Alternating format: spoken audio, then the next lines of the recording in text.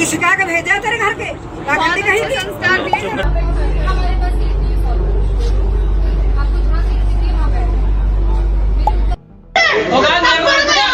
भारत एक super power बन रहा है। साइंस, टेक, इकोनॉमी, मेडिकल, हर फील्ड में हम एक नया रिकॉर्ड स्टैब्लिश करते जा रहे हैं। कोई भी देश महान कैसे बनता है? वहाँ के रहने वाले लोगों के माइंडसेट से। और मुझे पर्सनली लगता है कि इंडिया में लोगों का माइंडसेट थोड़ा मेडिक्योर है।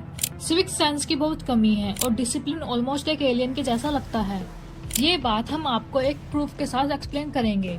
भारत में मेनली 2 टाइप्स के लोग हैं। एक तो वो जो सुबह उठते ही किसी न किसी बात पर ashamed as a Indian feel करना चाहते हैं। ये लोग तो काफी टॉक्सिक हैं। इनसे किसी प्रोडक्टिव डिस्कशन की उम्मीद रखना ही बेकार है। लेकिन दूसरी साइड के लोग वो हैं जो भारत की प्रोग्रेस को देखना चाहते हैं। इन लोगों का भी अलग सेक्शन है। इन लोगों को लगता है कि हम ऑलरेडी सुपर पावर बन चुके हैं। इनके हिसाब से देश में सब अच्छा चल रहा है। देश की रियलिटी इतनी ब्लैक एंड व्हाइट नहीं है, बल्कि इनके बीच में है। हम सुपर पावर जरूर बनेंगे, लेकिन उसके लिए हमें अपनी प्रॉब्लम्स को एक्सेप्ट करके उन्हें सॉल्व करना पड़ेगा। और ये वो प्रॉब्लम नहीं है जिन पर सब बात करते हैं। मैं बताने जा रही हूँ आपको वो प्रॉब्लम जो हमारे बीच इनविजिबल हो गई हैं, जिन पर किसी का ध्यान भी नहीं जाता। जैसे कि सिविक सेंस। किसी भी डेवलप्ड देश में ये नॉर्मल चीज है, लेकिन अपने यहाँ पर ये एक एलियन कॉन्सेप्ट है। आजकल कितनी वीडियोज आती हैं जहाँ पर लोग मेट्रो के अंदर लड़ाई करते हुए दिखते हैं, प्लेटफॉर्म पर नाच नाच कर टिकटॉक या रील बनाते हुए दिखते हैं, या फिर कुछ obscene हरकतें करते रहते हैं। अपने देश की मेट्रो वर्ल्ड क्लास बन चुकी है। लंदन और न्यूयॉर्क वाली मेट्रो से हमारी मेट्रो काफी बेटर बन चुकी है। लेकिन ऐसे सिविक सेंस के साथ मुझे लगता है कि हम अभी इसके लायक नहीं हो पाए। हाईवे पर अगर आप देखोगे तो एक्सीडेंट होने के बाद सामान की चोरी पहले होने लगती है। और रोड पर भी आप निकल जाओ तो कोई किधर को गाड़ी ले जाएगा और कहीं से भी लाकर ठोक देगा। सेबेस्टियन ये जब भारत आए तो ये बोलकर गए कि भारत की रोड पर बहुत बड़ा क्योस चल रहा है। पूरी दुनिया में इंडिया रोड एक्सीडेंट्स के सबसे पहले नंबर पर आता है। खुद नितिन गडकरी जी इसे बहुत बड़ा फेलियर समझते हैं। हेलमेट न लगाना, स्टंटबाजी करना, ओवर स्पीडिंग करना, ये सब लोगों को बहुत कूल लगता है। कोई भी रूल बनता है तो उसे हटाने के लिए 10 रास्ते पहले ही निकाल लिए जाते हैं। करप्शन वैसे तो सबको बहुत बुरा लगता है, लेकिन सरकारी लाइन में अगर आप लगें या ट्रैफिक पुलिस आपको पकड़ ले तो आपका रिएक्शन आता है कि 100-200 लेकर काम हो जाए। अपने देश में लोग सेफ्टी, सिक्योरिटी और क्वालिटी पर कम शो ऑफ में ज्यादा ध्यान देते हैं। और शो ऑफ को करने के लिए लोग लोन लेने से भी पीछे नहीं हट रहे। आपको क्या लगता है भारत में जो आईफोन बिक रहे हैं, क्या वो इसलिए बिक रहे हैं क्योंकि वो अफोर्डेबल हो गए हैं सबके लिए? हर 10 में से 7 जो आईफोन है वो EMI से खरीदा गया है। मेड इन इंडिया के नारे तो सब लोग लगा रहे हैं, लेकिन रियलिटी आज भी यही है कि हमारे पास आज भी एक भी ऐसा प्रोडक्ट नहीं है जिसे हम पूरी दुनिया में डंके की चोट पर बेच सकें।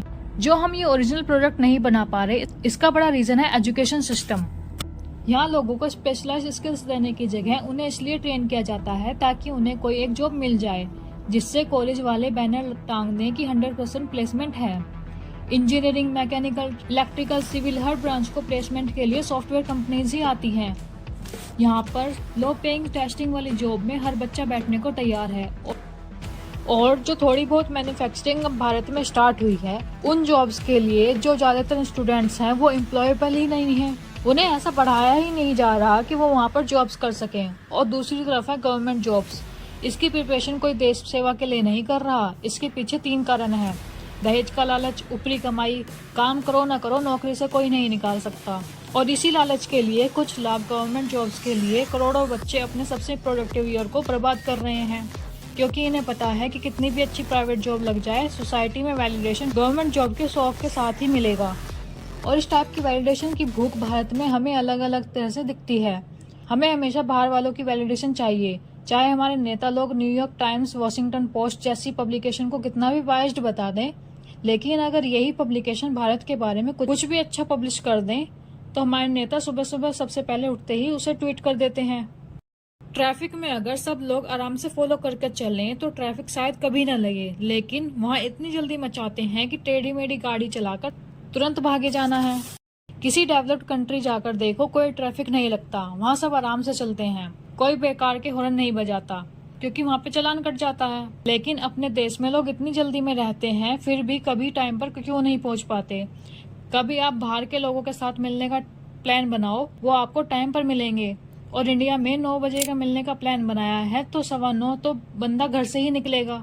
एक तरफ इतना सेल्फ ग्रैंडियोज और दूसरी तरफ कॉलोनियल हैंगओवर। ट्रेंड सारे उन्हीं के फॉलो करने हैं, स्पोर्ट्स उन्हीं के खेलने हैं, भाषा उन्हीं की बोलनी है। ऊपर से कई सारे लोग बड़े प्राउडली बताते हैं कि हमारे बच्चे को स्कूल्स में इंग्लिश बोलने के लिए फाइन देना पड़ता है। ये कैसी हम डाइकोटमी वाली लाइफ हम जी रहे हैं और इसके बारे में कभी कोई बात नहीं करता। और इस तरह का जो सेल्फ ग्रैंडियोज है, इसका एक और सिम्टम दिखता है रीजनल प्रोटेस्ट में। हर स्टेट अपने आप को बेस्ट समझता है। पंजाब वाले बिहारी की बुराई करते हैं, कर्नाटका में नॉर्थ के अगेंस्ट प्रोटेस्ट चलता है, दिल्ली वाले मुंबई से लड़ते रहते हैं। हम सब एक ही देश का पार्ट होते हुए भी अपने ही देश के लिए कितना इनसेंसिबल और इग्नोरेंट हैं, ये कभी कोई ध्यान से सोचना भी नहीं चाहता। ये प्रॉब्लम इतने टाइम से एग्जिस्ट करती है हमारे बीच में कि अब तो कोई इनके बारे में बोलना तक नहीं चाहता। हो सकता है हम इन प्रॉब्लम के साथ भी इकोनॉमिकली ग्रो कर जाएं। हमारा देश बहुत तेजी से बढ़ रहा है, लेकिन जब तक ये डीप रूटेड काम नहीं करेंगे तब तक हम एक ग्रेट सिविलाइजेशन कभी नहीं बन पाएंगे। अब इस वीडियो में कोई भी बात आपको पसंद आई हो तो चैनल को सब्सक्राइब करके लाइक जरूर कर देना। Thanks for watching.